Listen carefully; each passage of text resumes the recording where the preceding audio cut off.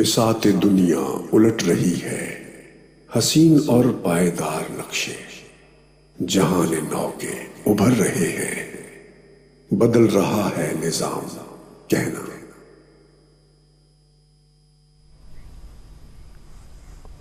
बिस्मिल्लाहिर्रहमानिर्रहीम। अस्सलाम वालेकुम रहमतुल्लाहि व बरकातुहू। नाज़रीन, हम प्रोग्राम असर हाजिर के साथ आपकी खिदमत में हाजिर हैं और इस वक्त हम जो 7 दिसंबर की सुबह 10 बजे जो प्रोग्राम आपकी खिदमत में पेश कर रहे हैं, ये लाइव है, इंटरैक्टिव है, जिसका मतलब ये है कि मौजू पे होने वाली गुफ्तगू से मुताल्लिक आप अपनी आरा, अपने कमेंट्स, अपना कोई अगर सवाल हो तो वो भेज सकते हैं। आप जानते हैं कि वक्त हमारे पास इसमें महदूद होता है और हम मैक्सिमम एक आध कॉलर से बात कर सकते हैं।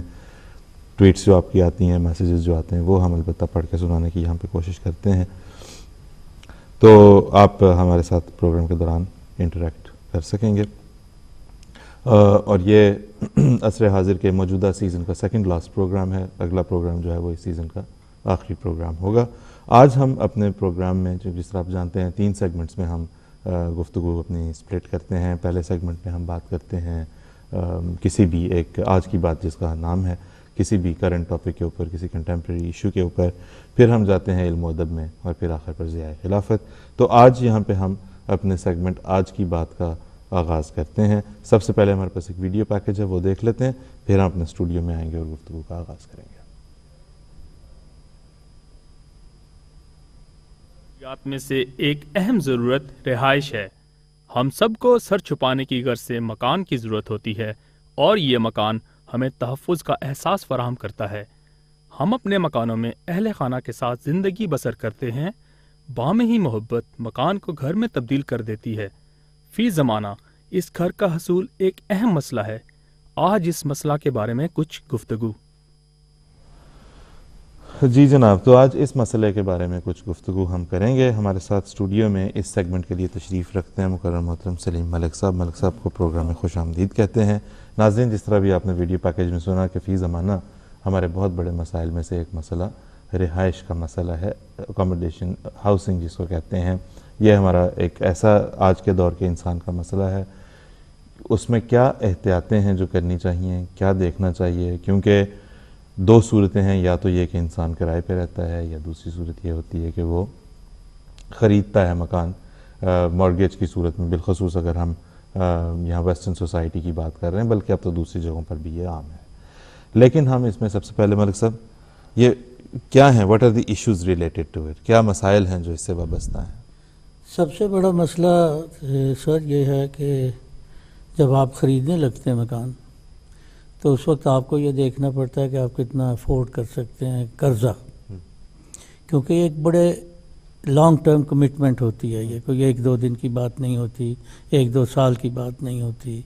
आपकी जब आप मॉर्गेज लेते हैं तो 20-25 साल की होती है और वो 20-25 साल आपने देने होते हैं।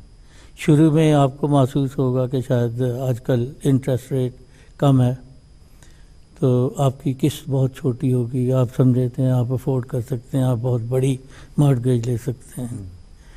लेकिन ये फ्लक्चुएट करता रहता है मार्केट में। हो सके वक्त बदल जाए, इंटरेस्ट बढ़ जाए तो आपकी एकदम किस्त जो है दुगनी हो सकती है बाज़ दफ़ा, तो आप अफोर्ड नहीं कर सकते। ये चीज़ें सोचने के लिए होती हैं आपके लिए कि आपने देखना है कि इतनी लंबी जो कमिटमेंट है आपकी वो आप पूरी कर सकेंगे, क्योंकि सिर्फ मॉर्गेज ही नहीं देनी है, आपने मेंटेनेंस भी करनी है मकान की, आपने उसे फर्निश भी करना है, उसके लिए इंश्योरेंसेस भी लेनी है आपने। फिर आपके उसमें से आउटगोइंग जो हैं हर महीने के कि जी गैस का बिल है, पानी का बिल है, रेट्स हैं।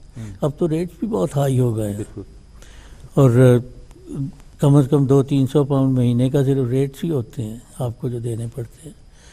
तो ये सब चीज़ें आपको जमा करके देख के कि मेरी इनकम कितनी है तो मैं उसमें से कितना खर्च कर सकता हूँ, ये सोच के लेनी पड़ती है मॉर्गेज। वरना उसके बगैर बड़ी तकलीफ़ होती है। आपका मकान हो और उसके बाद आप किस्त ना दे सकें। बिल्डिंग सोसाइटी या बैंक्स जो हैं वो इतने बामुरव्वत नहीं होते कि वो आपको कहें कि अच्छा चलिए आप रहते रहिए। वो उनसे काम, वो तो बिज़नेस है उनका, वो तो बेलिस को भेज के तो सारा काम आपका 2 दिन में आपको बाहर निकाल के खड़ा कर देंगे। तो ये बहुत एहतियात की बात है सोचने की आपकी। उसके लिए जो बिल्डिंग सोसाइटी या बैंक्स होते हैं लोन देने वाले, वो भी ये देखते हैं अच्छी तरह से कि कहीं ये गलती तो नहीं कर रहे कि जितना ये लोन मांग रहे हैं वो कोई ज़्यादा है जो कि इन्हें तकलीफ़ हो बाद में। तो वो उसमें उनकी चेक्स होती हैं बहुत ज़्यादा। तो वो चेक्स देखने के लिए वो देखते हैं आपके पिछले 4 महीने की बैंक की स्टेटमेंट्स। अगर बैंक स्टेटमेंट्स नहीं है तो वो they won't deal with you. फिर वो ये देखते हैं कि आप कहाँ पर रह रहे हैं, कितनी देर से रह रहे हैं वहाँ। अगर आप 3-4 साल से रह रहे हैं तो आप को रहने का जो है वो उन्हें मालूम है कि आप परमानेंट हैं यहाँ के। फिर ये है कि आप वोटिंग लिस्ट पर हैं या नहीं। अगर आप वोटिंग लिस्ट पर नहीं हैं तो वो आपके बारे में चेक नहीं कर सकते ज़्यादा। बिल्कुल। तो उस एक ये वो फिर वो आपके अगेंस्ट हो जाता। फिर ये कि आप कितने क्रेडिट कार्ड लेके घूम रहे हैं। बहुत लोगों का शौक़ होता है कि अमेरिकन एक्सप्रेस भी हो, डाइनर्स क्लब भी हो, वीज़ा भी हो, मास्टर कार्ड भी हो, सारे रखे हुए इस्तेमाल एक करेंगे। हाँ जी। लेकिन वो सारे जितने भी कार्ड हैं वो आपकी क्रेडिट रेटिंग को लो कर रहे हैं। बिल्कुल। तो ये कोई नहीं समझता। लेकिन जब आप मॉर्गेज लेने के लिए आते हैं तो ये सब चीज़ें छोटी छोटी काउंट होती हैं। आपने बैंक से लोन लिया हुआ, कितना लिया हुआ है। फिर यह कि आप कहाँ से लोन लेते हैं। एक अब आजकल ये शुरू हुआ है पे डे लोन। हाँ जी। अच्छा, इसके से जो भी लोन लेता है वो तो मॉर्गेज वाले मॉर्गेज मिलती नहीं आपको अमूमन, क्योंकि वो कहते हैं कि जो आदमी अपनी 1 महीने की तनख्वाह में गुजारा नहीं कर सकता वो मॉर्गेज कहाँ से देगा। तो ऐसी चीज़ें वो सारे जो हैं बैंक्स या बिल्डिंग सोसाइटी बड़ी अच्छी तरह से चेक करते हैं। फिर सेल्फ एम्प्लॉयड का मामला है। हमारे सेल्फ एम्प्लॉयड काफ़ी होते हैं। पिछले दिनों या पिछले वक्तों में बहरहाल वो सेल्फ एम्प्लॉयड को मॉर्गेज मिल जाती थी और उसमें एक था सेल्फ सर्टिफाइड कि आपने सर्टिफाई कर दिया कि जी मेरी इतनी इनकम है। तो सेल्फ सर्टिफाइड लोन मिलते थे। उस पर वो बिल्डिंग सोसाइटी दे देती थी आपकी है अब रिस्पॉन्सिबिलिटी कि आप उन्हें पे करें। उसको अब उनको कहते हैं लायर्स लोन कि वो झूठों के लोन थे। इसलिए कि सबसे पहले ये जब रिसेशन शुरू हुआ है तो सबसे पहले जो बैंक सफ़र किए हैं वो वही थे जो कि ये सेल्फ सर्टिफाइड लोन्स के ऊपर चल रहे थे और अपना ज़्यादा प्रॉफिट ले रहे थे, क्योंकि वो इंटरेस्ट भी थोड़ा सा ज़्यादा कर देते हैं। तो दोनों तरफ था बहरहाल, वो दोनों तरफ से जैसे भी है वो। अब हुकूमत ने ये लॉ बना दिया है, अप्रैल में शुरू होगा वो लॉ कि सेल्फ सर्टिफाइड नहीं माना जाएगा। वो उस किस्म की कोई चीज़ नहीं। आपको बाकायदा इनकम रिटर्न, इनकम टैक्स, सब हर चीज़ दिखानी पड़ेगी अगर आप सेल्फ एम्प्लॉयड हैं। तो ये उन लोगों के लिए मैं बता रहा हूँ जो कि समझ रहे हो कि हमने अगले साल मकान ख़रीदना है। हाँ जी। और अगर वो टैक्सी का काम करते हैं या कोई और प्राइवेट काम करते हैं तो वो तकिए के अंदर रखे हुए पैसे जो हैं वो इस बार काम नहीं आएंगे। वो नहीं मानेंगे उसे। वो कहते हैं कि जितना आपने टैक्स दिया उतनी इनकम है आपकी। तो ये उन्हें पहले कर लेना चाहिए इस चीज़ का हिसाब।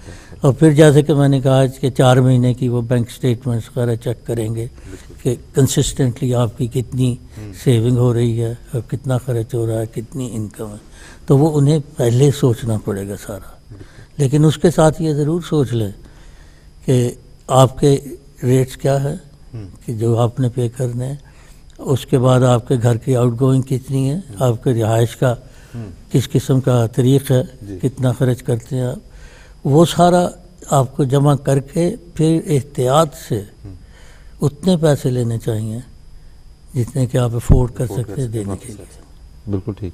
तो उसमें मतलब है कि ये भी हमें बताते चले नाज़रीन, इस वक्त जिस तरह आप देख रहे हैं हम गुफ्तगू कर रहे हैं कि चूँकि हाउसिंग एक अहम मसला है आज फ़ी ज़माना, और हम उसमें देख रहे हैं कि कौन सी एहतियातें हैं जिन्हें पेश नज़र रखना ज़रूरी है। और उसमें अभी हम ख़रीदने के हवाले से बात कर रहे हैं कि अगर आप एक घर ख़रीदना चाहते हैं, मॉर्गेज पे लेना चाहते हैं, उसमें कौन सी एहतियातें ज़रूरी हैं। सलीम मलिक साहब जो हैं वो हमें बता रहे हैं इस बारे में। उसमें हमें मलिक साहब एक ये भी बताते चलें कि हमारे यहाँ बाज़ ब्रोकर्स जो हैं वो बड़ा इनकरेज करते हैं कि जी घर ले लें, कुछ नहीं होता, 100% मॉर्गेज आपको दिलवा देंगे, 90% मॉर्गेज आपको दिलवा देंगे, छोटी सी अप फ्रंट पेमेंट होगी, उसके बाद आप देते रहें। ये जो सब्ज़ बाग दिखाए जाते हैं, इनसे कैसे बचा जाए और ये किस हद तक ख़तरनाक हो सकते हैं? इंडिपेंडेंट फाइनेंशियल एडवाइजर्स आजकल अवेलेबल हैं, आपको उस तरफ रुजू करना चाहिए। ये ब्रोकर का तो अपना इंटरेस्ट है कि वो उसने लोन दिया, उसने अपने अरेंजमेंट की फ़ीस भी लेनी है। सबसे पहले मैं तो जो कहूँगा, अपना ज़ाती तजुर्बा जो मेरा है, आपके अगर अपने बैंक मैनेजर के साथ अच्छे ताल्लुकात हैं तो आपको कोई मुश्किल नहीं, आप उनसे जाके पूछ लें, वो आपको बिल्कुल सही और इम्पार्शल एडवाइस देंगे कि देखिए हमें मालूम है आपके हालात कैसे हैं, हम आपके पैसों के साथ डील करते हैं कि आपको इससे ज़्यादा मॉर्गेज नहीं लेनी चाहिए, इससे ज़्यादा लोन नहीं लेना चाहिए, वरना आपको मुश्किल होगी। बिल्कुल। तो बैंक मैनेजर मैं कहूँगा that is the first stop, वहाँ पे जाएं, क्योंकि वो आपका दोस्त है जी। और बल्कि वो खुद भी अमूमन जितने भी बैंक हैं उनकी अपनी ब्रांचेस भी हैं, जैसे लॉयड्स वालों की ग्लॉस्टर क्या मुझे उसका नाम भूल गया, और जी चेल्टनम ग्लॉस्टर ये हैं, और उससे सब बैंक्स मुख्तलिफ बिल्डिंग सोसाइटीज़ के साथ कुछ ना कुछ एसोसिएटेड, बल्कि अब तो कितनी बिल्डिंग सोसाइटीज़ जो वो बैंक बन गई हैं। नेशन वाइड भी बैंक बन गया, हैलीफैक्स भी बैंक बन गया, सेंटरडोर बैंक बन गया। तो अब तो उनसे आपको कोई मुश्किल नहीं, अगर आप डायरेक्टली उनसे लें तो सबसे बेस्ट एडवाइस वो देंगे आपको। और दूसरे ये कि अगर आप मुश्किल में होंगे तो चूंकि आपके उनके साथ तल्लुकात बड़े पुराने हैं तो they will treat you better. बिल्कुल। उसमें भी मलिक साहब एक जो आप बड़े अच्छा ही आपने मशवरा दिया कि it's always good to talk to your bank. हाँ जी, अपने बैंक में जाएं, अपनी ब्रांच में जाएं, उनसे बात करें। अच्छा, उनके भी कमर्शियल इंटरेस्ट तो होते हैं, आजकल उनको भी टारगेट्स मिले होते हैं जी इतना सारा, लेकिन they are regulated by the financial services authority.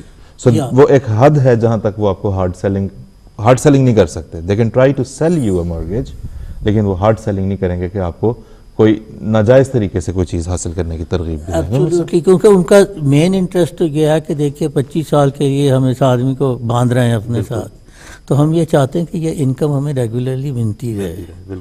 अगर दरमियान में आके इसका मकान हम पोजेस कर लें, इसको बेचें, इसको भी हर नुकसान होगा, हमें भी नुकसान होगा। बिल्कुल ऐसा ही है, बिल्कुल। तो बैंक्स अमूमन जो हैं और ये जितनी भी रेप्यूटेबल बिल्डिंग सोसाइटीज़ हैं, आप डायरेक्टली भी जा सकते हैं बिल्डिंग सोसाइटीज़ के पास अगर आपकी क्रेडिट रेटिंग अच्छी है। हाँ जी। अच्छा, ये मैं बताना चाहता था कि कई लोग नहीं जानते कि आप अपनी क्रेडिट रेटिंग चेक कर सकते हैं। एक्सपीरियन वगैरह इस किस्म के इंस्टीट्यूशंस हैं, उनसे आप 20 पाउंड लेते हैं या 15 पाउंड, वो आपको आपकी क्रेडिट रेटिंग बता देंगे, बता के कितना आपको अच्छा क्रेडिटर समझा जाता है। बिल्कुल। तो उसका भी बड़ा फ़ायदा हो जाता है आपको, वो आप साथ अटैच कर सकते हैं जब आप बिल्डिंग उनको वो चेक बच जाती है। तो ये ऐसी छोटी छोटी चीज़ें हैं जिनके साथ कि आप अपनी एडवांटेज गेन कर सकते हैं। मसलन छोटे छोटे लोन अपने ख़त्म कर दें आप जी। उन्हें पेमेंट कर दें उनकी, और ये जो इस किस्म के अगर कहीं पर गैम्बलिंग की या इस किस्म की अल्लाह करे कि ना किसी को आदत हो, अगर वो एक बार भी स्पॉट कर लें कि आपके बैंक अकाउंट में से विलियम हिल या किसी ऐसी जगह पे पैसे जा रहे हैं, they will refuse you the payment. बिल्कुल, बिल्कुल ठीक। बाद लोग नहीं समझते, मतलब हर कोई एक जैसा नहीं, तो मैंने कहा ये बता दूं कि इस किस्म के, जैसे पे डे का मैंने बताया, पे डे लोन है, उससे तो साफ पता चल जाता है कि भाई ये आदमी महीने की इनकम अपनी नहीं पूरी कर सकता। बिल्कुल। ये यहाँ पे जी, मैं जिस तरह भी मलिक साहब बता रहे हैं, नाज़रीन को हम बताते चलें, दोहराते चलें इस बात को कि आपकी credit rating matters a lot. आप किस हद तक जो है वो क्रेडिट के शौकीन है। अच्छा, उसमें बाज़ लोग जिस तरह आपने बताया ना कि ना जानते हुए उनको लेटर आया कि जी क्रेडिट कार्ड के लिए अप्लाई कर दो, it doesn't cost you anything, उसने क्रेडिट कार्ड के लिए अप्लाई किया, क्रेडिट कार्ड मिल गया, क्रेडिट कार्ड का एक जो है वो बंच लेके इंसान अपनी जेब में फिर रहा है। ये आपकी क्रेडिट रेटिंग को एडवर्सली अफेक्ट करती है, गलत असर डालती है। आपका बैंक आपके साथ जो सबसे बड़ी फाइनेंशियल आपकी ज़िंदगी की कमिटमेंट अक्सर लोगों के लिए होती है वो मॉर्गेजेस होती हैं, उसमें उसके ऊपर बुरा असर उसके ऊपर पड़ता है और ऐन मुमकिन है कि आपको मिले भी ना। और दूसरी बात अभी जो मैंने बताई, सबसे बेहतर बात यह है कि आप अपने बैंक को अप्रोच करें, उनसे बात करें, क्योंकि वो रेगुलेटेड है बाय फाइनेंशियल सर्विसेज अथॉरिटी या जो भी उसका नाम हो। ऐसी अथॉरिटीज़ जो होती हैं, जो रेगुलेटरी अथॉरिटीज़ होती हैं, वो नज़र रखती हैं बैंक्स और बिल्डिंग सोसाइटीज़ के ऊपर कि वो क्या कर रहे हैं, कैसे कर रहे हैं, हार्ड सेलिंग तो नहीं कर रहे किसी कस्टमर को। तो ये चीज़ें हैं जिन्हें देखना और समझना ज़रूरी है। सबाहत साहब या साहिबा की तरफ से पैगाम है कि कहते हैं कि it's best to try to buy a house, बेहतर है कि मकान ख़रीदने की कोशिश करें, क्योंकि आप किराए पे जो मकान लेते हैं वो पैसा सिर्फ ज़ाया होता है और वो कहीं नहीं जाता। मतलब साहब इसकी तरफ हमने आना है थोड़ी देर तक, है कि ये फिर अब क्या किया जाए फैसला, क्योंकि ये भी एक पहलू है ना कि आप किराए पे जो दे रहे हैं पैसे वो तो हर महीने जाते चले जा रहे हैं। मॉर्गेजेस में कम से कम चलो आप कुछ यूर इन्वेस्टिंग टूवर्ड समथिंग। हमारे साथ मुनव्वर साहब हैं जर्मनी से, इनसे बात करते हैं, देखते हैं क्या कहते हैं। मुनव्वर साहब अस्सलाम वालेकुम। आपको और मलिक साहब सलाम पेश करता हूँ।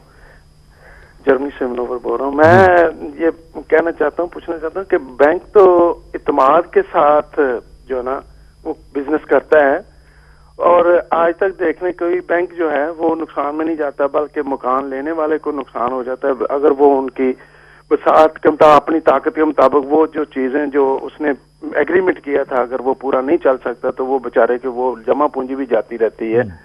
इसके ऊपर मैं चाहता हूँ कि मलिक साहब ने काफी कह दिया, अगर मजीद दूसरा कई ऐसे इन्हीं बैंकों के जो अगर आप ऊपर चले जाएं दूसरी सतह पे बड़े बड़े मुल्कों के जो हैं, जैसे IMF जो कर्जे वगैरह देता है, तो ये अपने चंगल में पहले कैद कर लेते हैं, फिर वो उसको उसकी वो जो डिमांड होती है वो उसको अगर पूरा नहीं करता या अपनी मर्जी से जो उन्होंने रखी होती है शराइत वो पूरी करवाते हैं, तो किस हद तक ये जायज है और ये होना चाहिए। बल्कि दोनों साइडों को देखना चलना चाहिए, दोनों का उसका भी हक रखना चाहिए, जो आपका ग्राहक है या जो आपसे फायदा उठा रहा है उसको भी डिमांड उसकी भी पूरी करनी चाहिए, और आप अपने सेफ साइड अपनी ज्यादा रखते हैं दूसरे की नहीं रखते। इसके ऊपर मैं चाहता हूँ मलिक साहब थोड़ा सा कोई थोड़े ज्यादा। बहुत शुक्रिया। से जो मुनव्वर साहब ने तस्वीर दिखाई है वो उन्होंने बैनुल अक़वामी सतह पे और इनफरादी सतह पे दोनों को उन्होंने देखने की और दिखाने की कोशिश की है कि बाज़ ममालिक को IMF वगैरह कर्जे दे के जिस तरह अपने ज़ेर नगीन कर लेते हैं, इसी तरह बैंक भी कर्जा दे के ज़ेर नगीन कर लेता है। उस पर आपने भी बात की भी है। हमें ये तवक्को करनी नहीं चाहिए कि बैंक खिदमत खल्क करने के लिए बैठा हुआ, वो एक कारोबार करने बैठे हुए हैं, उन्होंने अपना कारोबार करना है। उन्होंने आपको पहले दिन वो आपको बता देते हैं, अच्छा फाइन फॉन्ट मतलब सब सही है या गलत है लेकिन इट्स देयर, वो तो कवर्ड होता है। जो फाइन फॉन्ट में चीज़ लिखी होती है वो जायज़ है ना, वो तो उन्होंने लिखी हुई है, हम ये नहीं कह सकते कि ये ज्यादती की है इन्होंने। वो पहले दिन से आपसे उसके ऊपर एग्रीमेंट लेते हैं कि मैं अपनी अगर रीपेमेंट नहीं कर सकूंगा तो मेरा घर रीपोजेस हो जाएगा। सबसे बड़ा उन्होंने अब तो बड़े बोल्ड लेटर में ये लिखा होता है कि पहले आप सोच लें, बिल्कुल, वरना आपका हाउस जो है वो रीपोजेस हो सकता है। बिल्कुल, क्योंकि इसमें मैंने पहले ही शुरू में कह दिया था कि दे आर वेरी रूथलेस जी, इसमें कोई लिहाज नहीं करेंगे। हाँ जी, उनका कारोबार है। बिल्कुल, तो वो पैसा ये नहीं कि बंधा रहे और उसके में से इनकम ना हो। इनकम नहीं जनरेट होगी तो उनकी तो फिर अपनी क्रेडिट रेटिंग खराब होगी। ऐसा ही बिल्कुल ऐसा ही है, बिल्कुल ठीक। अच्छा, अब मलिक साहब एक और बात मैं बता, नदीम साहब की ईमेल वो ट्वीट पढ़ के हम सुना देते हैं। वो कहते हैं कि जी हाउसिंग आजकल का सबसे बड़ा मसला है। घर तो बहुत से अवेलेबल होते हैं, लेकिन ये कि governments need to put more in place in building new housing. How does an individual get housing in this situation. बिल्कुल ठीक है नदीम साहब, आपका concern, thank you very much for sharing that. Sir एक और रुझान जो पाया जाता है वो ये है कि आप एक मकान खरीद लें, मॉर्गेज पे ले लें, उसके बाद उसके अगेंस्ट रीमॉर्गेजिंग कर करके मजीद कर्जे का हुसूल, मजीद मकानों का हुसूल और मजीद इस चुंगल में फंसते चले जाने का रुझान। आप क्या फरमाइएगा इस बात? एक वक्त था कि जबकि लोगों ने बहुत ज़्यादा इस चीज़ का फ़ायदा उठाया, अब ज़रा कम हो रहा है ये, इसलिए कि आपको डिक्लेयर करना पड़ता है कि ऑनर ऑक्यूपायर हाउस है और is it buy to let, किराए पे देना है आपको। किराए पे जो अगर देना हो तो उसकी मॉर्गेज का इंटरेस्ट रेट ज़्यादा होता है, उसका वो अपनी मॉर्गेज अरेंजमेंट की फ़ीस जो है कोई 2-3 हज़ार पाउंड चार्ज करते हैं। लीड्स बिल्डिंग सोसाइटी का मुझे मालूम है कि अगर वो लेना हो तो 2,500 पाउंड तो वो सिर्फ उसकी फ़ीस चार्ज करते हैं आपसे। उसके बाद उनका इंटरेस्ट भी ज़्यादा होगा, और उसकी जो मॉर्गेज है वो 5 या 10 साल की होती, 20 साल की नहीं होती। सो यू हैव टू पे that in a very short period. काफ़ी बड़ी आपकी किस्त होती है और इंटरेस्ट भी ज़्यादा होता है। तो आपने ये देखना होता है कि आप ये मकान लेके किराए पे दे रहे हैं, कितनी जल्दी दे सकते हैं, कितनी देर ये ऑक्यूपाई किया जा सकता है। इसके सिर्फ आपको किराया जो आना है as a landlord you are responsible for its maintenance. उसके आपने रिपेयर्स वगैरह भी करवानी है, मेंटेनेंस रखनी है। इसके जो अखराजात हैं ये आप निकाल के इसमें से बैंक की किस्त निकाल के आपको कोई फ़ायदा है। और दूसरे ये कि वो सिर्फ 40 to 60% मैक्सिमम आपको ऑनर ये बाई टू लेट के लिए मॉर्गेज देते हैं, उससे ज़्यादा नहीं। बाकी आप फ्रंट आपको दें। बाकी अब ये 4 लाख का अगर आप मकान छोटा सा, अब लंदन में तो 4 लाख का मकान ही छोटा सा आता, बिल्कुल, वो भी अगर आप ख़रीदेंगे तो कोई 1.5 लाख तो आपको चाहिए उसमें देने के लिए। और बाकी आपके जो उसके ऊपर फीस वगैरह हैं वो कोई 5-6 हज़ार पाउंड हो जाएंगी। ये भी याद रखें कि जब आप मकान ख़रीदते हैं तो सोलिसिटर की फ़ीस भी होती हैं। फिर उसके बाद एक सर्टेन अमाउंट के बाद आपकी स्टैम्प ड्यूटी होती है। ये सारे अखराजात आपने पे करने हैं। बिल्कुल। तो उसके लिए कम से कम 5,000 पाउंड आप एक तरफ अलग रख दें और वो आपने फ़ौरन देने हैं जी। वो वकीलों के और ये अखराजात बहुत ज़्यादा होते हैं। ये इनको सबको टैबुलेट कर लें। और ये जिसका जैसा कि मैंने बताया बेस्ट आपको इसके लिए एस्टिमेट जो मिलेगा वो बैंक से मिल जाएगा। वो बता देंगे आपको कि जी आपका टोटल इतना खर्च होना है। बिल्कुल। अब आपके पास इतना डिपॉजिट होना चाहिए। अब वो 10% वाला तो मामला ही ख़त्म हो गया। हाँ जी, बिल्कुल ऐसे ही। तो वो अगर देंगे तो आम आदमी के ख़रीदने की तो बात ही नहीं रही है मकान। अच्छा, अब ये आ गई बात कि आम आदमी के ख़रीदने की बात नहीं रही। आम आदमी फिर फैसला करता है कि मैं जाके रहता हूँ किराए पे, किराए भी कुछ कम नहीं है। हाँ जी, वो भी हाँ जैसे लोग हाई बिल्कुल। अच्छा, अब फिर वो क्या करें? अब यही वाली बात जो अभी यहाँ पे हमें मिली सबाहत की तरफ से, सबाहत साहब की तरफ से, साहिबा की तरफ से, वो ये है कि जब वो किराया दे रहे हैं तो वो किराया तो कहीं कोई इन्वेस्ट नहीं आप कर रहे, जबकि मॉर्गेजेस में जो किस्त आपकी जा रही है वो आप एक एसेट आपका बन रहा है। तो फिर ऐसे में क्या किया जाए? देखिए, ये मेंटालिटी जो है ये ब्रिटेन में बहुत ज़्यादा और हमारे लोगों में उससे भी ज़्यादा है जी। अगर आप यूरोप में जाएं या अमेरिका में जाएं तो वहाँ पे कॉन्सेप्ट मकान ख़रीदने का नहीं है। वहाँ पे अपार्टमेंट्स में रहने का।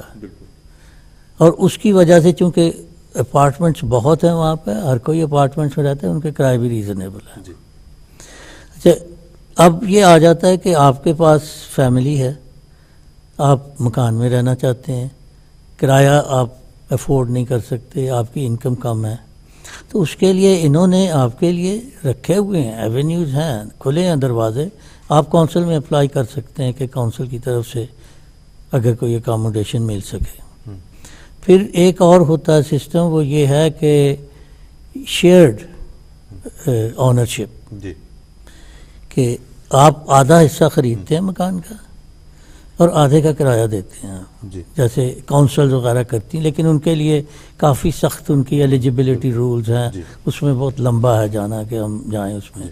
वो भी एवेन्यू है आपके लिए उसमें।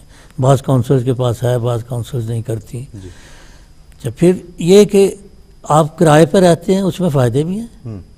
आपने किराया दे दिया, अगर बिजली का बिल दे दिया, गैस का बिल दे दिया, आपको कोई मुसीबत नहीं है कि फ्लड में ये मकान की छत गिर गई, ये हो गया, रीडेकोरेट करना, ये वो तो मकान का जो ऑनर है उसने करवा के देना है आपको। बिल्कुल, आपकी जिम्मेदारी नहीं है जी। अच्छा, तो उसमें आराम भी है, आराम भी है, लेकिन उसमें मतलब बाज़ एहतियातें हैं देखने वाली। जब आप सबसे बड़ी एहतियात जो है वो ये है कि आपका जो एग्रीमेंट होता है, टेनेंसी एग्रीमेंट उसे कहते हैं, वो आप जब करें किसी के साथ, वो उसके एक तो प्रिंटेड, अब तो गवर्नमेंट ने उसके बड़े स्टैंडर्डाइज प्रिंटेड फॉर्म बनाए, लेकिन उसमें ये है कि आपको अक्लबंदी करनी चाहिए। उन्होंने कहा कि जी आपका कारपेट वगैरह सब कुछ डाल के दिया, जो भी ख़राब होगा आपको उसका पेमेंट करनी पड़ेगी। 1 महीने का आप किराया दें उन्हें एडवांस में, जो कि वो लेंगे, ठीक है, और 1 महीने का आपका वैसे देना है आपने। बाज़ दफ़ा फ़ीस जो हैं ये जो आपकी एस्टेट एजेंट्स हैं वो 500-600 पाउंड फ़ीस बना देते हैं, वो बिल्कुल गलत होती है, बल्कि इलीगल भी होती है। तो उसको इन्हें आपको देखना चाहिए कि उसमें आप सही क्या दे रहे हैं, जो कि रीज़नेबल उनकी फ़ीस है वो देनी है आपने।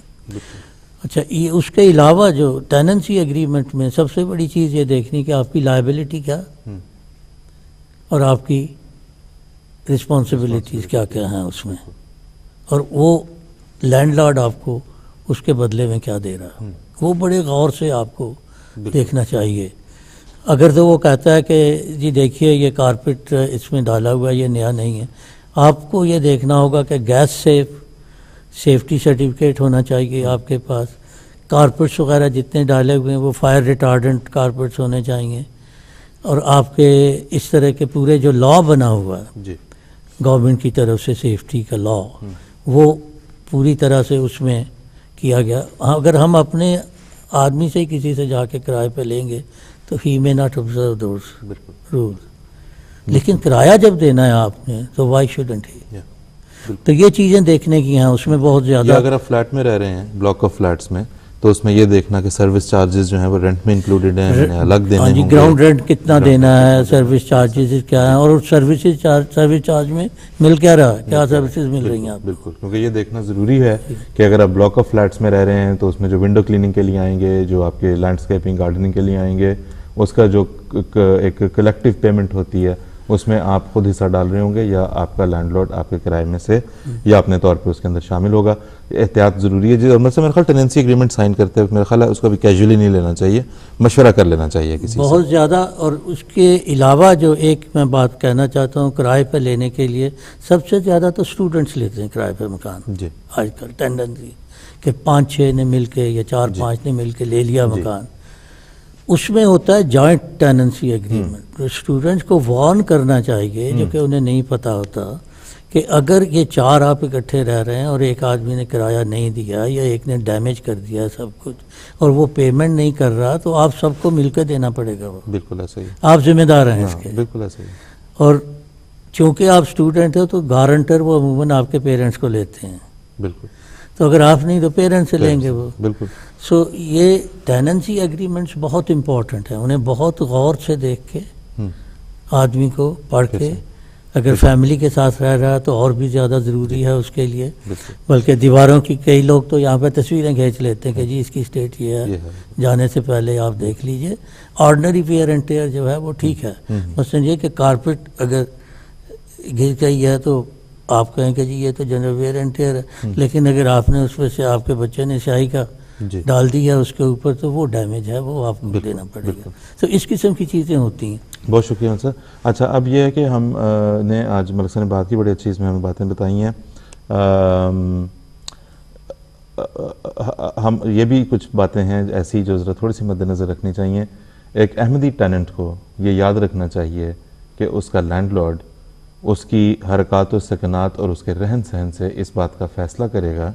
अगर आप उसको बताते हैं, उसको पता चल जाता है कि आप मुसलमान हैं, अहमदी हैं, तो आप वहाँ पे भी नुमाइंदे, हर जगह जहाँ एक अहमदी जाता है वो नुमाइंदगी कर रहा होता है जमात की, तो आपके रहन सहन से आप किस तरह से उसके घर को बरतते हैं, किस तरह से उसमें रहते हैं, आप पे आपके जमात के ऊपर कोई हर्फ नहीं आना चाहिए।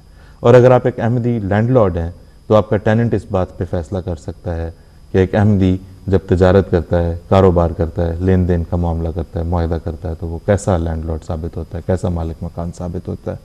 और अगर आप दोनों अहमदी हैं, लैंडलॉर्ड भी और किराएदार भी, तो फिर इसमें इस बात का ख्याल रखना चाहिए कि जो दोनों के आपस के एक अखुवत का जो मामला है वो पहले आता है, जमात का मामला पहले आता है और बाद उसके जो है वो फिर तजारत का मामला आता है। ये बातें भी मद्देनज़र रखनी हम सब लोगों के लिए, हम सब को इसमें शामिल करके अपने आप को कह रहे हैं कि ये ज़रूरी है।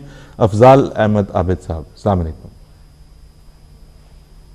जनाब। मैं अपने तजर्बे से ये मशा देना चाहता हूँ कि जो जर्मनी के अहबाब हैं वो अपने किराए के अंदर रहते हुए अगर मकान किस्तों पे लेते हैं तो वो फ़ायदेमंद होगा। और दूसरी बात ये है कि अगर देखा जाए तो एक फैमिली हाउस अगर लेना है तो वो महंगा मिलता है। अगर उस मिल जाए 2 या 3 फैमिली हाउस इकट्ठे, उसमें 2 किराए पे दे दी जाए और खुद फ्री रहे, तो उससे बहुत सारा फायदा पहुंच सकता अच्छा, है। उसमें ठीक है अफजाल से जज़ाकल्लाह, आपका मैसेज पहुंच गया। लेकिन जो हम जानते हैं जो गाइडलाइन हमें मिली हुई है इस वक्त जमात की तरफ से, हिस्सा की तरफ से, वो ज़्यादा ये है कि अपने चूँकि मॉर्गेज के अंदर इंटरेस्ट भी इन्वॉल्व है, कर्जा जात इन्वॉल्व है, तो एक मकान जिसमें आप रहना, आइडियली जिस मकान में आप रहना चाहते हैं, जो आपकी रहाइश के लिए ज़रूरी है, वही लेना चाहिए। बाकी और उसमें मज़ीद इजाफे करते चले जाना जो है वो अपने लिए फ़ी ज़माना इस वक्त जो हालात चल रहे हैं वो मुश्किल का बायस हो जाता है। खालदा साहिबा जर्मनी से, अस्सलाम वालेकुम रहमतुल्लाह। जी अस्सलाम वालेकुम वरहमतुल्लाह। वालेकुम भाई सलाम। आप प्यारे आका को बहुत बहुत सलाम पेश करती हूँ और आपकी पूरी टीम को। यहाँ पे जर्मनी में देखा गया कि बहुत सौ घरों की बिल्डिंगें हैं, उसमें हम लोग सादगी में बहुत सारे लोगों ने घर ले लिए। जब लेने के बाद पता चला कि अगर आपने पेंट करवाना है या नहीं करवाना, या कोई डैमेज हो गई है पीछे बाहर से बिल्डिंग, लेकिन आप चाहते ना चाहते आप लोगों को लाजमी शामिल होना पड़ता है, क्योंकि सादगी में लोग समझते हैं कि ये बिल्डिंगें हमें सस्ती मिल रही हैं तो हमारे लोग जल्दी से उससे खरीद लेते हैं, लेकिन बाद में बहुत सारे मसले नजर आते हैं। ये चीज थोड़ी सी मुझे मालूमात थी तो मैंने कहा आप तक पहुंचा दूं। बहुत शुक्रिया टाइम। ठीक है खालदा साहब, जज़ाकल्लाह। बिल्कुल ये एहतियात बड़ी ज़रूरी है। जब आप ब्लॉक ऑफ फ्लैट्स के अंदर जा रहे हैं, वो आपको पेंट अपनी मर्जी का बाहर नहीं करने देंगे, वो एक रंग होगा पूरी बिल्डिंग का। आप अगर MTA डिश एंटेना पे देखना चाहते हैं, स्काई पे देखना चाहते हैं, बाज़ जो आपके होंगे लैंडलॉर्ड्स वो आपको इजाज़त नहीं देंगे कि आप डिश जो है वो नस्ब कर सकें अपने फ्लैट के बाहर। इसलिए कहने का मकसद ये है, मतलब इन अ नटशेल, कि एहतियात बहुत ज़रूरी है, सोच समझ और अंडरस्टैंडिंग बहुत ज़रूरी है, शऊर बहुत ज़रूरी है। कि हम इसके अलावा जो सबसे ज़्यादा ज़रूरी है, जब आप कोई चीज़ ख़रीदते हैं तो आप उसको देख के लेते हैं। इसी तरह मकान को जब आप ख़रीदते हैं तो उसको आप सर्वे करवा के प्रॉपरली हर चीज़ कि ये ख़रीदने के काबिल है ख़रीदते हैं। अगर आप किराए पर ले रहे हैं तो सबसे बेहतर ये है कि टेनेंसी एग्रीमेंट आप गौर से पढ़ें, अगर वो आपको सूट करता है तो फिर लें। जी बिल्कुल ठीक, बहुत शुक्रिया मनसा, जज़ाकल्लाह। और नाजरीन, यहाँ पे शहरोज़ तारिक साहिबा ने लिखा कि to buy house is best, उन्होंने अपनी राय का इजहार किया। हम यहाँ पे बताते हैं कि जो हम ट्वीट्स पढ़ के सुनाते हैं वो उससे हमारा मुत्तफ़िक होना ज़रूरी नहीं है। जिस तरह नदीम साहब का शहरोज़ तारिक से मुत्तफ़िक होना ज़रूरी नहीं है। वो कहते हैं कि I am not into this as the market is volatile, so there can be difference of opinion. हम ये ट्वीट्स इसलिए पढ़ के सुनाते हैं। बाज़ लोगों का ख्याल है ख़रीदना ज़रूरी है, बाज़ लोगों का ख्याल है किराए पर रहना ज़्यादा बेहतर है। जो भी है, जो गुफ्तगू का निचोड़ है वो ये है कि हम हज़रत साहब की दी हुई गाइडलाइन के मुताबिक चलते हुए फ़ैसला करें, और उस वक्त जब हम फैसला कर रहे हैं तो अच्छी तरह पढ़ के देख के फ़ैसला करें कि हम जो फ़ैसला करेंगे हम कुल्लियतन खुद उसके ज़िम्मेदार होंगे। उस जिम्मेदारी को लेने से पहले अच्छी तरह से जांच परख लें। आज की बात का सेगमेंट अपने इख्तिताम को पहुंचा। हमारे साथ बहुत शुक्रिया, आप तशरीफ़ लाए। नाज़रीन, अब हम बढ़ते हैं इल्म अदब की तरफ। एक देखेंगे वीडियो पैकेज और उसके बाद दोबारा वापस स्टूडियो में। 1989 में जमात अहमदिया की 100 साला जुबली मनाई गई। इस तकरीब के मौका पर 24 फरवरी 1990 को लंदन के क्वीन एलिज़ाबेथ कॉन्फ्रेंस सेंटर में इस्लाम और असर हाजिर के मसाइल का हल के मौजू पर इमाम जमात अहमदिया हज़रत मिर्ज़ा ताहिर अहमद रहमहुल्लाह ताला ने अंग्रेज़ी ज़ुबान में एक तकरीर फरमाई। इस तकरीर को सुनने के लिए दानिश्वर तबकों से ताल्लुक़ रखने वाले 800 मुअज़्ज़ज़ मेहमान तशरीफ़ लाए। इनमें सियासतदान, सहाफ़ी, प्रोफेसर साहिबान, असातिज़ा इकराम, मजहबी उलूम के माहिरीन, अरबी दान और दीगर शोबाहाए ज़िंदगी से ताल्लुक़ रखने वाले मुअज़्ज़ज़ ख़वातीन व हज़रात शामिल थे। इस लेक्चर में हजूर ने असर हाज़िर के बड़े मसाइल के इस्लामी हल की निशानदही फरमाई। The question is how a religion can claim international, universal, global, and yet not cause frictions. No religion with a universal message in effect and global ambition to unite humankind under one flag can even momentarily entertain the idea of employing force to spread its message. Swords can win territories, but not hearts. Force can bend heads, but not minds. So also Islam does not permit the use of this instrument, that is force, for the spread of its message.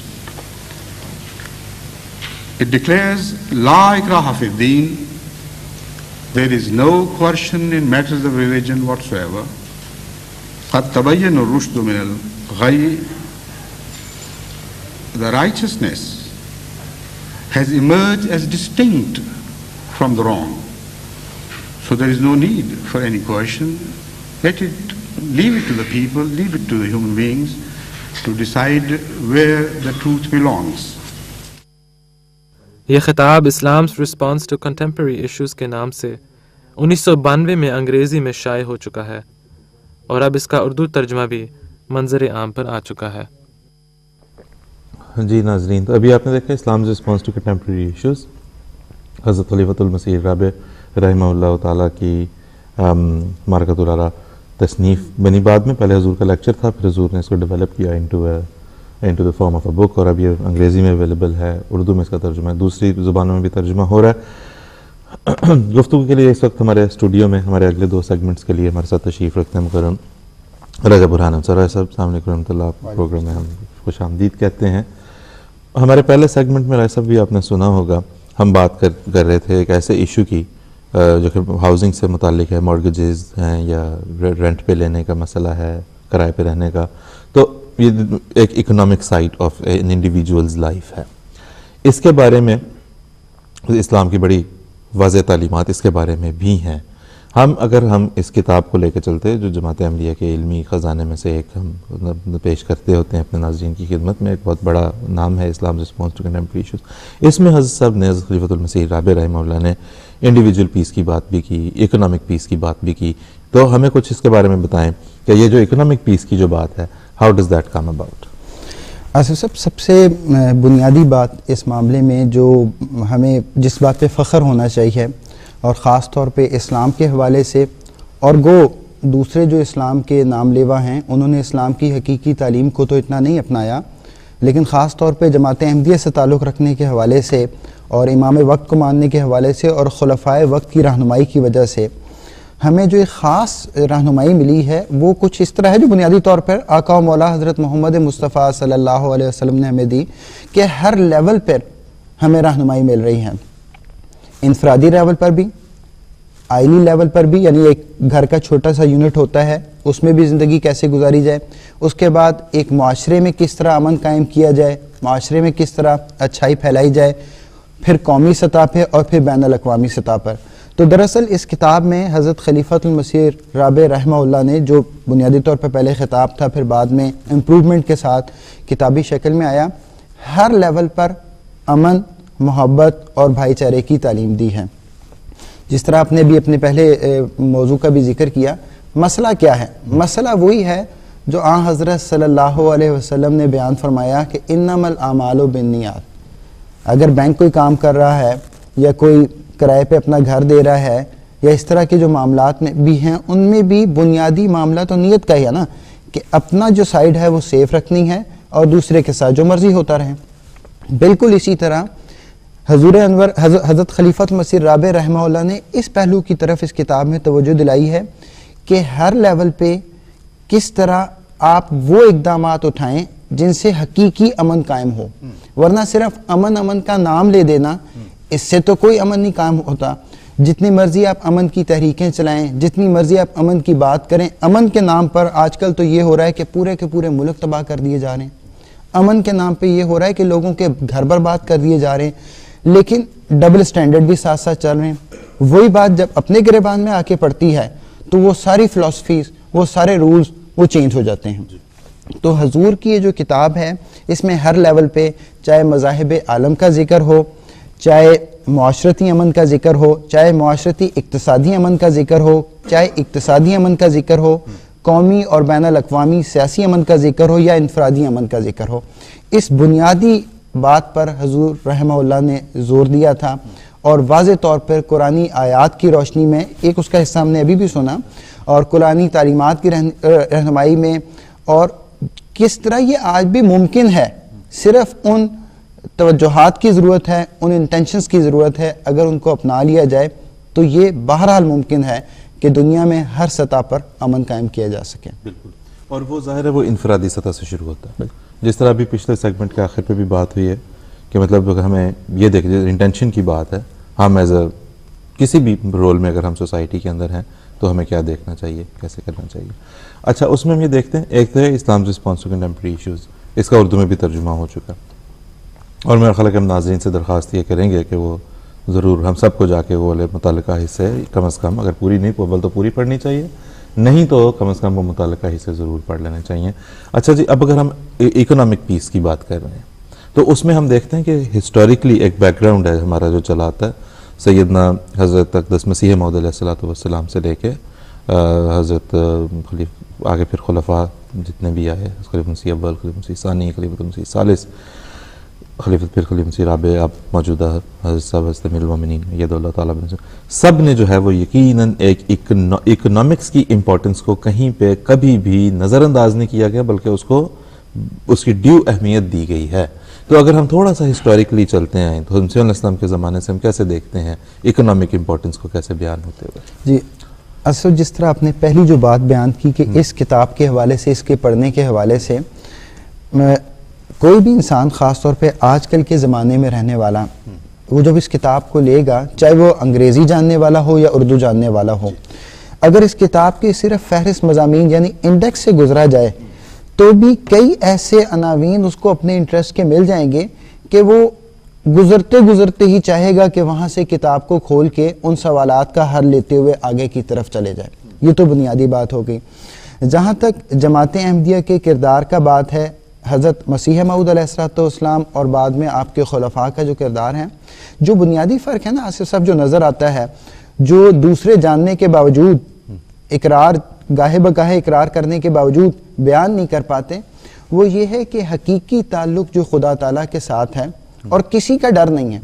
मैं इस बात का बार बार जिक्र करना चाहूँगा, इस किताब के आखिर में हज़रत खलीफतुल मसीह राबे ने जो बुनियादी पैगाम दिया है, वो अगर मैं अपने अल्फाज में बयान करूँ तो वो ये है कि खुदा ताला के बगैर अमन मुमकिन ही नहीं है। यही वो बात है जो हज़रत मसीह मऊद अलैहिस्सलाम ने बयान फरमाई है। हज़रत खलीफतुल मसीह अव्वल रज़ियल्लाहु अन्हु बहुत मशहूर है, अक्सर जिक्र किया जाता है कि कुरान करीम पढ़ाया करते थे, कुरान करीम का दर्स दिया करते थे। अपनी वफ़ात से पहले वसीयत में भी ये फरमा के गए कि दरसुल कुरान जो है वो जारी रहेगा। हज़रत मुस्लिम मऊद रज़ियल्लाहु अन्हु की ज़िंदगी देख लें, आप फरमाते हैं कि जो कुछ भी इल्म सीखा है वो कुरान करीम की बेस पे सीखा है। हालांकि बज़ाहिर तौर पे दुनियावी तालीम, कोई इतनी ज़ाहिरी तालीम, कोई डिग्रीज़ वगैरह नहीं थी, लेकिन बेशुमार डिग्री रखने वाले वो आज इस बात का इकरार करते हैं, हज़रत मुस्लिम मऊद रज़ियल्लाहु अन्हु की ज़िंदगी में भी इकरार करते थे कि हम तो बेशुमार उलूम की बेसिक्स हज़रत मुस्लिम मऊद रज़ियल्लाहु अन्हु से सीखते हैं। हज़रत खलीफत मसीह सालिस रहमहुल्लाह का किरदार, अब ये जो स्लोगन है, कहने को एक सिंपल सी बात है कि love for all hated for none, लेकिन अमली तौर पर इसको अपनाना निहायत मुश्किल है, और जो अपनाता है वो हकीकी अमन कायम करता है, इंफरादी सतह पर भी, आइली सतह पर भी, माशरती सतह पर भी, कौमी सतह पर भी और आलमी सतह पर भी। हज़रत खलीफतुल मसीह राबे रहमहुल्लाह की भी सारी ज़िंदगी, आपके तमाम कारनामे, आपकी तमाम काविशें उठा के देख लें, और हज़रत खलीफतुल मसीह खामिस अय्यदहुल्लाह ताला बिन अज़ीज़ का जो दौर है, वो तो समझ लें कि जो खिलाफत जो है आहिस्ता आहिस्ता बहुत ज़्यादा खुल के आलमी मंजरनामे पे आ गई है। देखें, ये इस प्रोग्राम का भी उन्वान है असरे हाजिर। ठीक, असरे हाजिर में जिस नुमाया अंदाज में हज़रत अमीरुल मोमिनीन अय्यदहुल्लाह ताला बिन अज़ीज़ ने तमाम पहलुओं से अमन का जिक्र किया है और उसके बारे में तालीमात दी हैं, उसकी कोई मिसाल मिलती नहीं है। दुनिया में बेशुमार मौज़ूआत पे बातचीत की जाती हैं, बड़ी बड़ी डिबेट्स की जाती हैं, बड़ी बड़ी किताबें लिखी जाती हैं, लेकिन उसका जो असल पहलू होता है, चाहे वो खुदा ताला से ताल्लुक़ रखने का हो या बुनियादी हुकूक बनीने इंसान के देने के हों, उसका कोई जिक्र नहीं करता, और इधर उधर की सारी बातें करते हुए, सारी फ़िलासफ़ी बयान करते हुए आगे बढ़ते चले जाते हैं। तो ये वो बुनियादी फ़र्क है जो महज खुदा ताला की ताईद से और उन्हीं लोगों को हासिल होता है जो खुदा ताला के फरिश्तादे होते हैं, उसके मुकर्रर करदा होते हैं, और ख़ुद अल्लाह ताला उनकी रहनुमाई करता है। बहुत शुक्रिया रईस साहब। हम अपने नाज़रीन से जिस तरह भी कह रहे थे दरख्वास्त करेंगे कि जमाती लिटरेचर का मुताला बहुत ज़रूरी है। आज हम इस किताब पर बात कर रहे हैं, इस्लाम रिस्पॉन्स टू कंटेम्प्रेरी इशूज़, लेकिन ये एक सिलसिला है, और जमात के लिटरेचर में हम जो भी चीज़ पेश करते हैं वो उस सिलसिले की एक कड़ी होती है, एक लिंक होता है उसका। जो सबसे ज़्यादा आपको हैरत अंगेज़ बात, खुशगवार हैरत अंगेज़ बात आपको उसमें नज़र आएगी, हम अपनों को भी दूसरों को भी, वो ये है कि जिस तरह भी हम इकोनॉमिक पीस के ऊपर बात कर रहे थे, इकोनॉमिक्स की इंपॉर्टेंस पे बात कर रहे थे सोसाइटी में, तो जमात अहमदिया के आइम्मा ने जब भी कभी इकोनॉमिक्स की बात की है, आपको हैरत होगी ये जान के कि कुरान की तालीम की रोशनी में चूंकि वो बात की गई और उसे जिस तरह फी ज़माना उसे बयान किया गया, तो उसमें पता चलता है कि उसके अंदर भी एक रूहानियत का पहलू है। जब हज़रत मुस्लिम मौद रज़ियल्लाहु तआला अन्हु ने निज़ाम नौ पेश फरमाया, इस्लाम का इक़्तिसादी निज़ाम हुज़ूर ने बयान फरमाया, उसको पढ़ के अंदाज़ा होता है कि ये कोई इकोनॉमिक्स कोई ऐसी स्टैंड अलोन चीज़ नहीं है, बल्कि इसका बराह रास्त ताल्लुक जो है वो इन फ़र्द और अक़वाम की रूहानियत के साथ होता है। वहाँ पे वही वाली बात जो विरासत ने शुरू में बताई कि रसूलुल्लाह की हदीस इन्नमल अमालु बिन्नियात, उसके ऊपर जाती है बात कि अगर कोई तिजारत भी कर रहा है, कारोबार भी कर रहा है, तो किस नीयत और किस इरादे से कर रहा है। तो फी ज़माना, तो अब ये अगर हम यहाँ की दूसरी सोसाइटी में देखें जो कि कमर्शियल सोसाइटी है, उसमें तो कोई वैल्यूज़ की बात ही नहीं है ना। उसमें तो rights and duties and responsibilities की बात है कि मैंने ये पहले साइन करा लिया था लिहाजा करो, वो कहते हैं मैंने ये साइन पढ़ के नहीं किया था लिहाजा मैं नहीं करता, या तुमने ये बताया नहीं था लिहाजा मैं नहीं कर रहा। तो यहाँ पे तो 1 on 1 हो गई बात। जबकि इस्लाम में हम देखते हैं और जिस तरह से हमें हज़रत मसीह अलैहिस्सलाम और आपके खुलफा ने बताया समझाया, वो ये है कि हर इंसान हर अमल जो है वो उसकी नीयत के साथ जुड़ा होता है।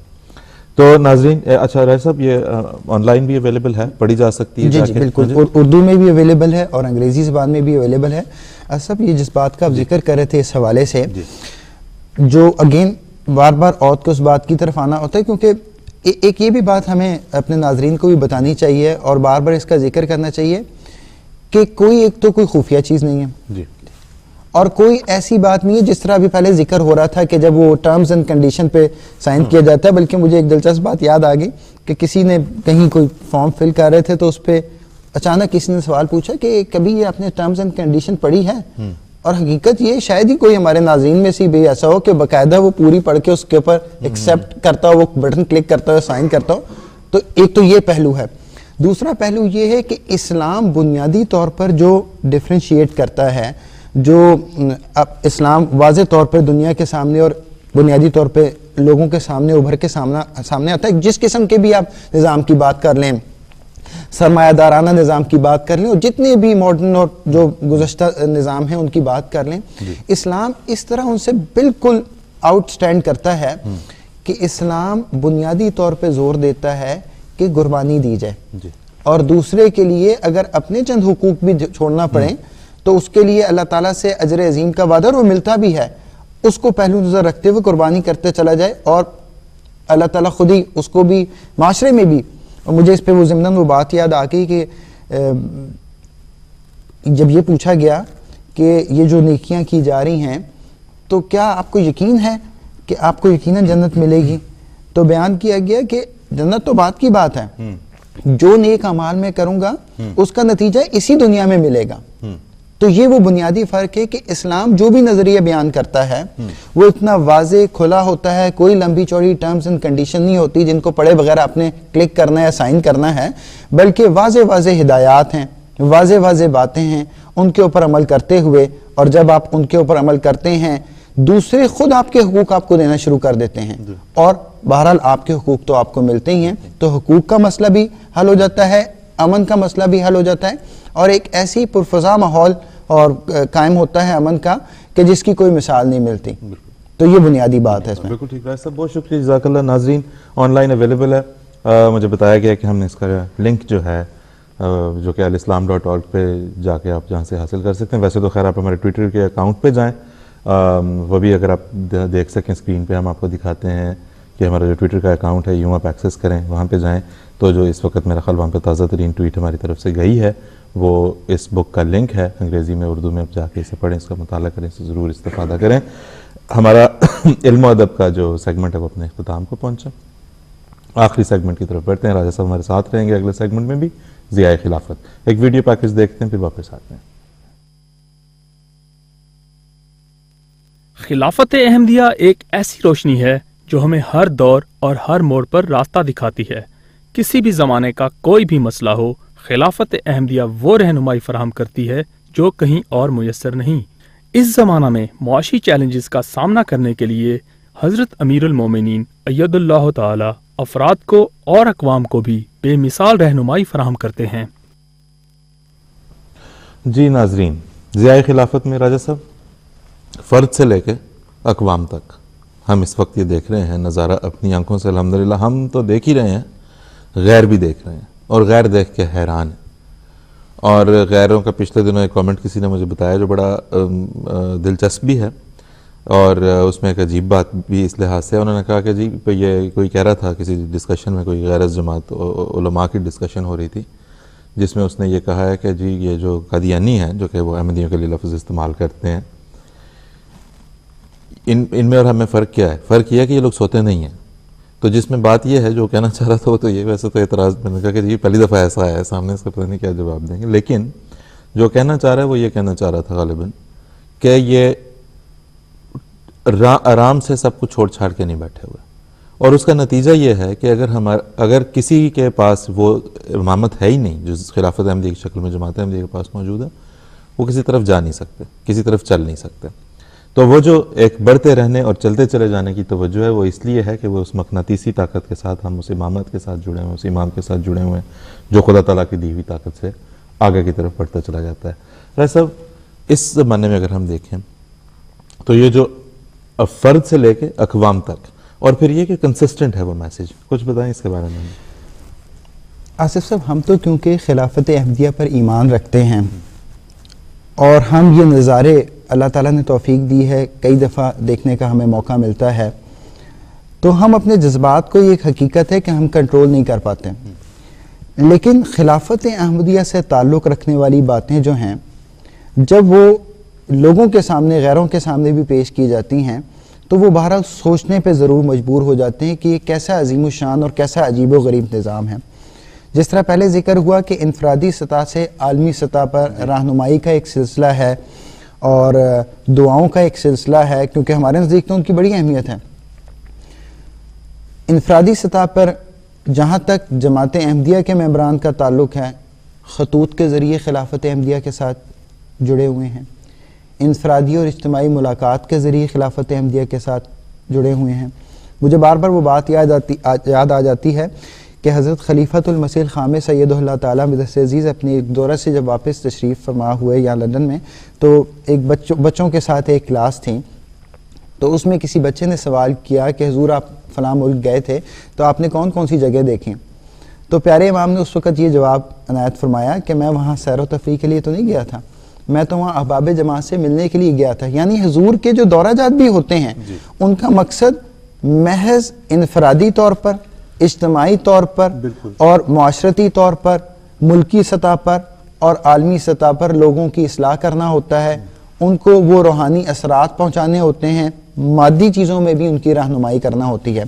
यहाँ मैं एक और बात का भी जिक्र करना ज़रूरी समझूंगा कि हुजूर जहाँ भी तशरीफ़ लेके जाते हैं या हुजूर जहाँ कहीं मौजूद होते हैं और वहाँ से जब वो पूरी दुनिया से मुखातिब होते हैं, हुजूर के जो बयानात, आपके जो इरशादात होते हैं, आपके जो खिताबात होते हैं, आपके जो खुतबात होते हैं, वो एक ही वक्त में इनफरादी सतह से आलमी सतह पर हर किसी को आप मुखातिब फरमा रहे होते हैं।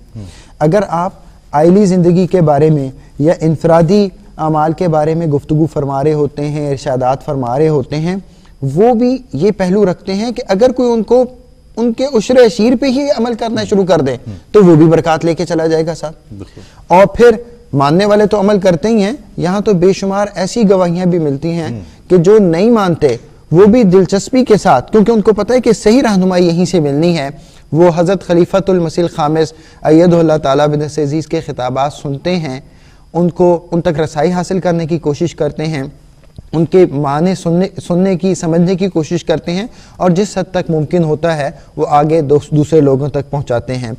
असल क्योंकि एक ख़ास बात जो खिलाफत अहमदिया के साथ अल्लाह ताला की जो तायीद होती है, अल्लाह ताला की जो नुसरत होती है, जो बुनियादी तौर पे जमात अहमदिया का पैगाम है। देखिए इस वक्त अगर आप पूरे आलम पे नज़र दौड़ाएं, 100 साल पहले तो ज़माना था कि हर कोई बबांगे दोहल इस बात का ऐलान कर रहा था कि जी मसीह आने वाला है, इमाम मेहदी आने वाले हैं, कृष्ण आने वाले हैं, और तमाम मज़ाहिब वाले अपने अपने रहनुमा का इंतज़ार कर रहे थे। अब वो आवाज़ तो हज़रत मसीह मऊद अलैहिस्सलाम ने जो बयान फरमाया था कि जिसने आना था वो तो आ गया है, तुम हमेशा इसका इंतज़ार करते रहोगे, तुम्हारी नस्लें इनका इंतज़ार करती रहेंगी। तो वो आवाज़ें तो दबती चली जा रही हैं।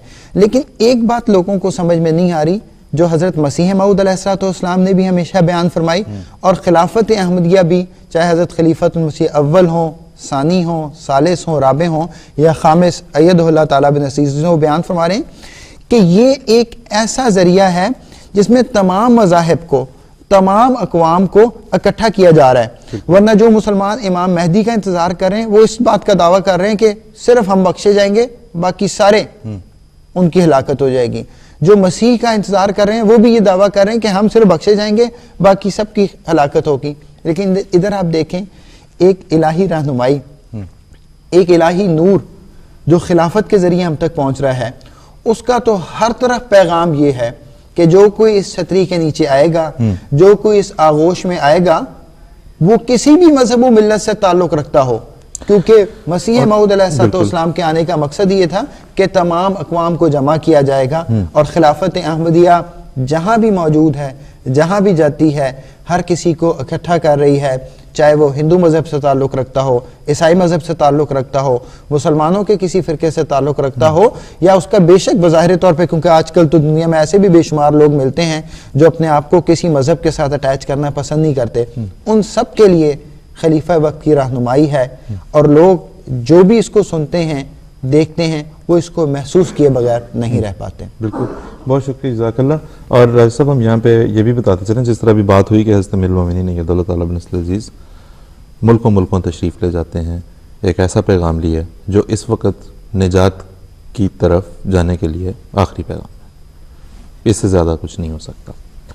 और वो ज़ाहिर है हुज़ूर सल्लल्लाहु अलैहि वसल्लम का, हज़रत मसीह का पैगाम है। उसमें वो जो एक हमें रंग नज़र आता है, हज़रत मसीह ने फरमाया कि मेरे पास आओ, आजमाओ, रहो, महसूस करो और फिर बताओ।